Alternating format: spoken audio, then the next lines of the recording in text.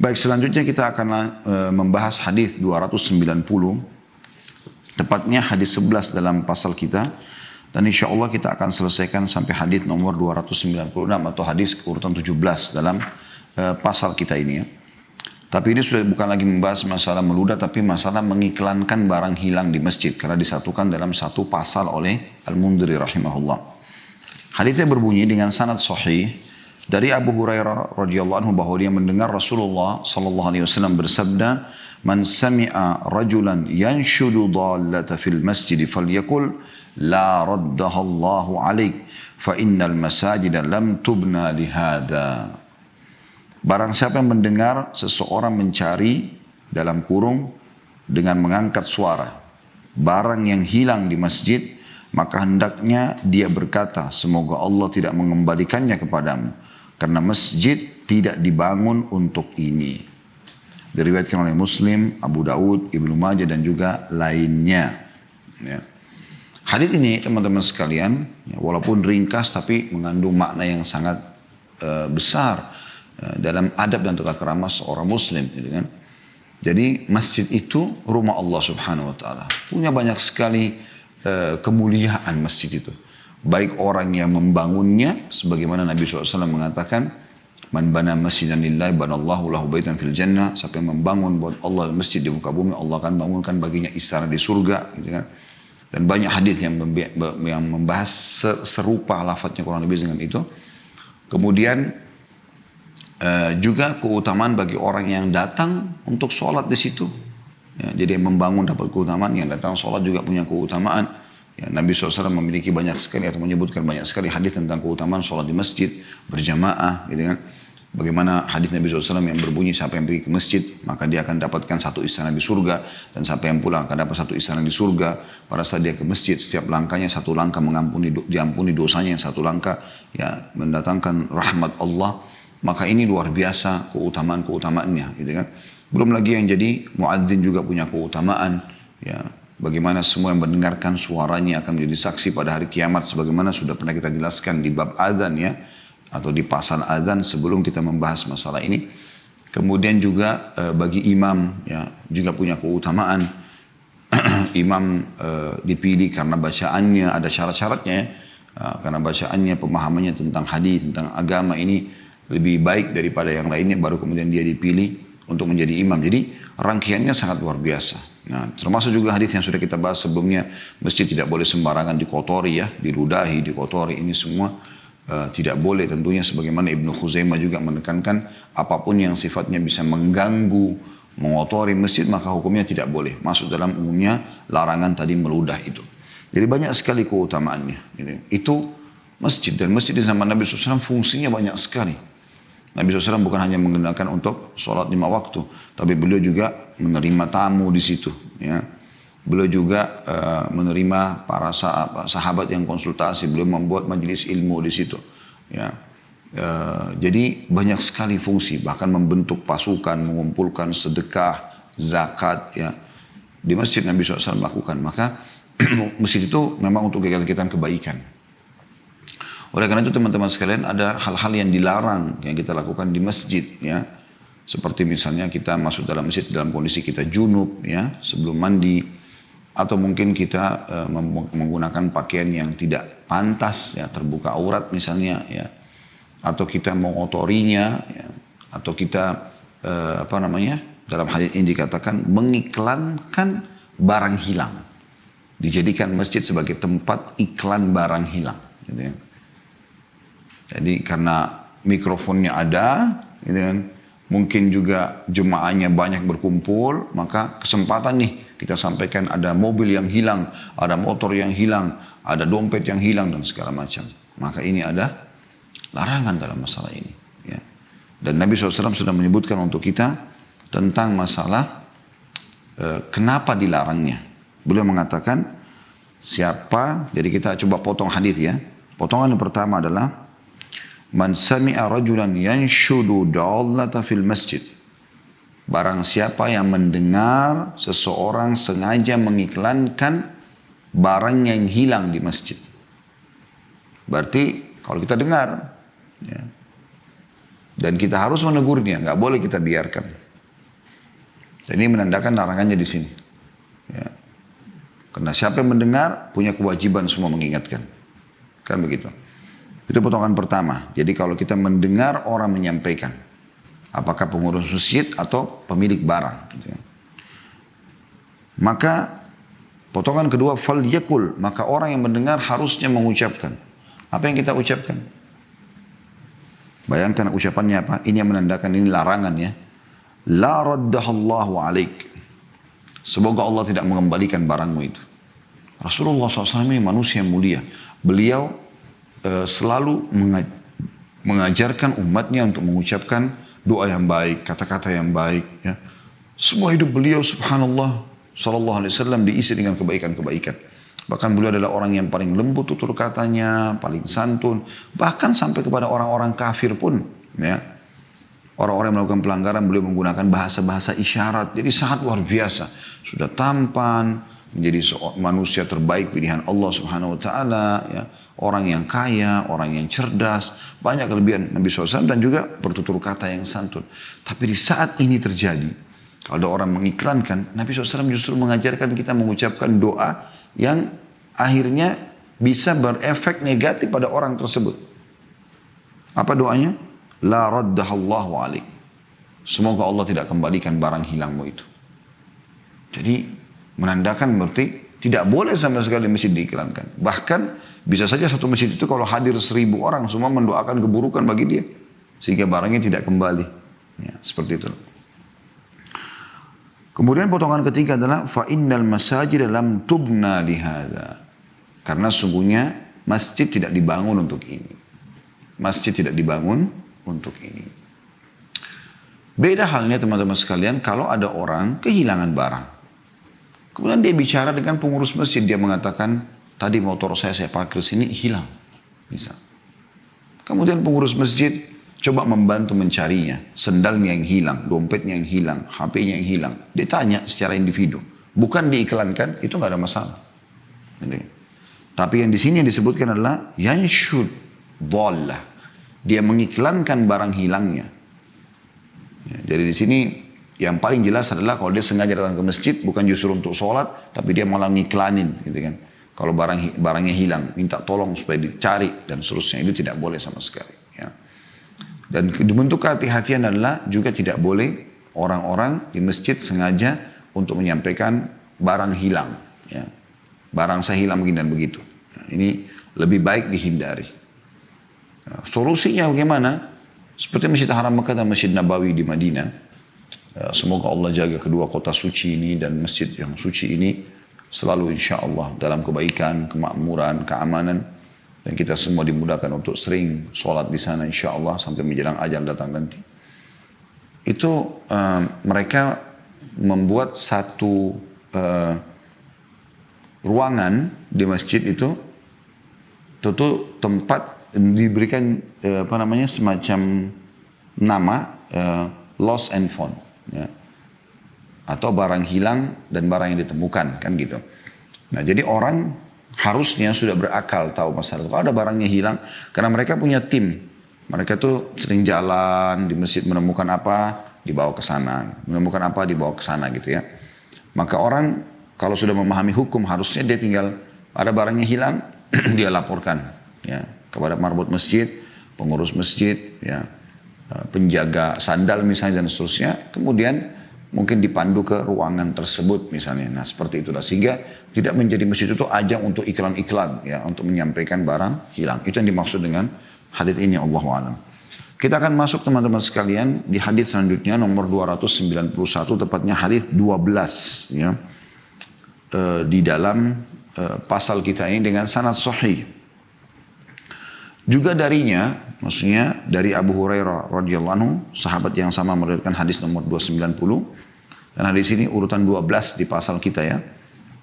Bahwa Rasulullah sallallahu alaihi wasallam bersabda, "Idza ra'aitum man yabi'u aw yabta'u fil masjid faqulu la arbahallahu tijaratak wa idza ra'aitum man yanshudu dhalla faqulu la raddallahu 'alaik." Artinya, tentu hadis sebelumnya tadi itu 290 diriwayatkan Muslim, Abu Daud, Ibnu Majah dan lainnya. Hadis ini terjemahannya 291 diriwayatkan oleh Tirmidzi dan dia mengatakan Hasan Sahih. An-Nasai, Ibnu Khuzaimah, Al-Hakim juga meriwayatkan dan Al-Hakim mengatakan sahih berdasarkan syarat Muslim. Ibnu Hibban juga menyebutkan dalam sahihnya yang senada ya, dengan hadis yang 290 tadi. Ini kan hadis 291. Baik, artinya adalah apabila kata Nabi SAW, kamu melihat orang yang menjual atau membeli di masjid, maka katakanlah, semoga Allah tidak menjadikan perdaganganmu beruntung. Ya. Dan apabila kalian melihat orang yang mencari barang hilang di dalam masjid dengan mengangkat suara, maka katakanlah semoga Allah tidak mengembalikannya kepadamu. Hadis ini teman-teman sekalian lebih luas lagi dari hadis yang sebelumnya. Hadis sebelumnya hanya menekankan dan melarang orang yang mengiklankan barang hilang. Tapi hadis ini ada tambahan hukum, yaitu larangan transaksi di dalam masjid. Larangan transaksi di dalam masjid. Ya. Kita akan coba bedah hadis ini. Potongan pertama adalah sabda Rasulullah sallallahu alaihi wasallam, "Idza ra'aitum man yabi'u aw yabta'u fil masjid, faqulu la arbahallahu tijaratak." Apabila kalian atau kamu melihat orang yang menjual atau membeli di masjid, maka katakan semoga Allah tidak menjadikan perdaganganmu beruntung. Nah, di sini teman-teman ulama merincikan masalah ini, mengatakan yang dimaksud adalah fisik masjid. Fisik masjid yang dipakai sholat. Bagaimana dengan pelatarannya? Insya Allah ini nggak apa-apa. Ya, nggak masuk dalam larangan kalau di pelataran di luar masjid ya. Seperti kita tahu biasa hari Jumat banyak teman-teman kita yang membutuhkan rezeki, tambahan rezeki, ingin membiayai keluarganya, maka mereka transaksi karena hari Jumat biasanya orang ramai keluar ya. Kayak itu berbeda. Tapi di dalam masjid tidak boleh. Ya. Apakah dia buka stand dalam masjid? Apakah dia menjelaskan transaksi jual beli dalam masjid? Ya. Atau misalnya walaupun dia tidak transaksikan secara langsung, via telepon pun ini lebih baik dihindari. Artinya kalau memang dia telepon masalah bisnisnya, akan ada transaksi, dia lagi di dalam masjid, ya, maka dia keluar dari masjid. Dia keluar dari masjid lalu dia terangkan. Ya. Baik transaksi, berapa dealnya, berapa jadinya dan seterusnya. Ya, atau dia tunggu sampai selesai, dia sholat, dia mengatakan maaf saya lagi di masjid, saya sholat, saya ada pengajian, saya telepon sekian menit, sekian jam setelah ini. Misal contoh. Jadi jangan dianggap remeh, ya, karena banyak orang melanggar poin ini. Ya, dia masuk dalam masjid, dia pikir dia nggak buka counter kok. Tapi transaksi di WA, transaksi online, transaksi via telepon berjalan terus dalam masjid. Sama saja. Bedanya yang satu konvensional, caranya yang satu sudah mengikuti cara modern gitu kan. Yang satu produk ada di depan mata, yang satu produknya hanya via online gitu kan. Makanya harus dihindari. Ya. Tapi sekali lagi kalau Anda keluar dari tempat sholat, ya, maka itu insya Allah masih ada ulama yang membolehkan masalah itu. Dan ini mirip tadi ya, Nabi SAW menyuruh justru kita mendoakan agar bisnisnya tidak beruntung. Ya. Karena memang tidak boleh untuk itu. Makanya di hadis sebelumnya Nabi SAW mengatakan, fa'innal masajid lam tubna lihada. Karena masjid dibangun bukan untuk itu. Bukan untuk melakukan itu. Tapi memang untuk ibadah. Untuk amal-amal yang sudah dijelaskan oleh baginda Nabi alaihi salatu wassalam. Ya. Umumnya teman-teman sekalian transaksi jual beli boleh dalam Islam. Nggak ada larangan dalam masalah itu. Tapi di sini dikerucutkan di dalam masjid. Jadi tidak boleh sama sekali. Ya. Ini harus diingatkan. Saya pernah masuk dalam sebuah masjid. Rupanya pengurus masjid menjual minyak wangi. Ya. Tapi rupanya di dalam sisi masjid. Di tempat orang pakai sholat. Gitu. Teras pun masih masuk dalam masjid semestinya. Gitu kan. Karena dipakai sholat. Tapi pelataran di luar, di halaman, di parkiran, segala macam itu kan di luar. Karena umumnya nggak dipakai sholat gitu kan. Kecuali mau meluber betul jemaah, gitu. Umumnya tidak dipakai sholat. Tapi teras masjid masuk dalam masjid. Gitu kan. Sebaiknya dihindari. Ya. Dan ini bukan berarti menjelaskan tentang aibnya transaksi jual beli. Sebagaimana saya katakan tadi, justru jual beli dalam Islam adalah salah satu hal ibadah. Kalau Anda niatkan untuk mencari rezeki halal. Bahkan Nabi SAW mengatakan, sesungguhnya tajir saduq, seorang pengusaha yang jujur, ya, maka akan bersama dengan para nabi-nabi dan syuhada di surga nanti. Gitu ya. Oh, kama qala Nabi SAW. Jadi, jelas sekali teman-teman sekalian, transaksi boleh. Bahkan Nabi SAW dari umur, ya, dari umur, dari umur 21 tahun, beliau sudah mulai masuk untuk bertransaksi jual beli. Dan itu terus berlanjut sampai masa penobatan Nabi. Sampai masa penobatan Nabi. Di umur 40 tahun, barulah istri beliau Khadijah radhiyallahu anha mengatakan, ya Rasulullah, Anda fokus saja berdakwah gitu kan, biarkan bisnis ini dijalankan oleh orang lain. Tapi umur 21 tahun sampai 40 tahun kurang lebih, jadi kurang lebih 19 tahun gitu kan. Itu beliau SAW berbisnis. Ya. Dan ada keberkahan dalam transaksi jual beli.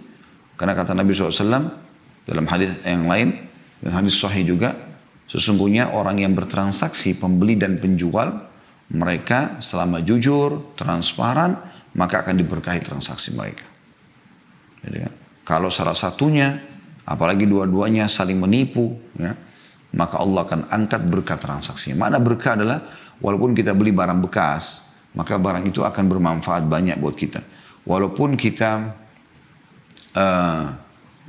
memakai, ya, menerima uang dari barang bekas tersebut walaupun sedikit, akan berkah.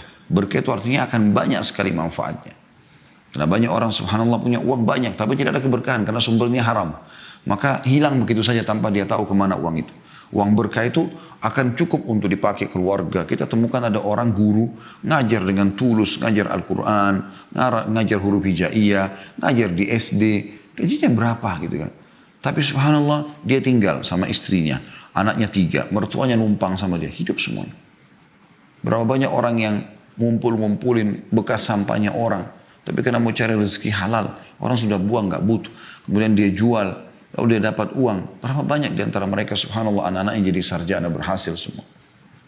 Itu semua karena sumber yang halal. Nah tetapi, sebagaimana saya katakan tadi, dibatasi transaksi yang tidak boleh di sini adalah di dalam masjid. Ya. Dan potongan yang kedua dari hadis adalah mirip dengan hadis sebelumnya. Wa idza ra'aitum, dan kalau kalian juga melihat may yanshudu dhallatan, siapa yang mengiklankan barang hilang di masjid maksudnya, faqulu la raddallahu alaik, maka ucapkan semoga Allah tidak kembalikan padamu. Ya.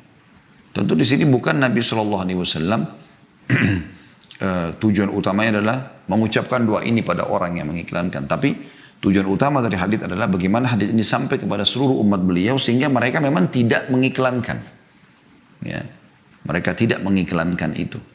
Doa ini kita lakukan memang kalau sudah ada orang tetap mau melanggar masalah itu. Makanya kan juga tata keramanya dia sampaikan kepada marbot masjid. Kalaupun dia belum paham gitu kan. Handphone saya tadi hilang, boleh nggak saya iklankan? Misal. Dan seluruh marbot masjid, ya pengurus masjid, ya imamnya, muadzin harus tahu tentang hukum ini. Oh nggak boleh di masjid. Harus Anda tahu kan Anda sedang mengurus rumah Allah Subhanahu wa taala.